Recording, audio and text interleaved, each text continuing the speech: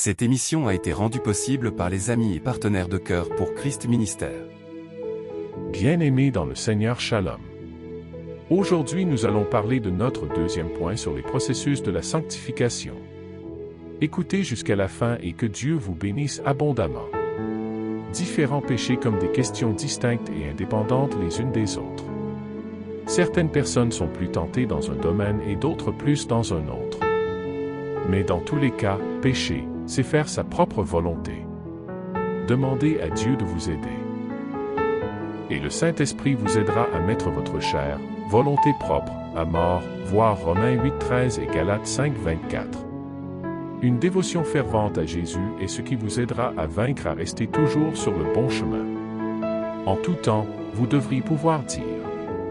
Le verset Psaume 73, 25. Quel autre ai-je au ciel que toi? Et sur la terre je ne prends plaisir qu'en toi. Contexte. Ce psaume est attribué à Asaph. Il exprime la lutte intérieure du croyant face à l'apparente prospérité des méchants, mais se termine par une déclaration de confiance totale en Dieu.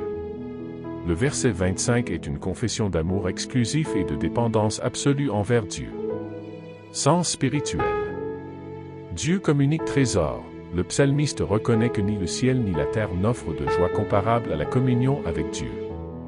Détachement des biens terrestres. Les plaisirs et richesses du monde sont relativisés face à la présence divine. Foi centrée sur Dieu, même dans les épreuves, la relation avec Dieu est la source de paix et de satisfaction. En somme, ce verset est une magnifique déclaration de priorité. Dieu est présenté comme le seul véritable désir, au-dessus de tout ce que le ciel ou la terre peuvent offrir. L'amour que je craigne de pécher, comme l'a dit Joseph, quand il est à ma droite, pour me donner la grâce de ne pas pécher, je ne suis pas ébranlé. Psaume 16:8. C'est le secret pour vivre dans une victoire constante. Portez-nous dans vos prières et soutenez ce ministère.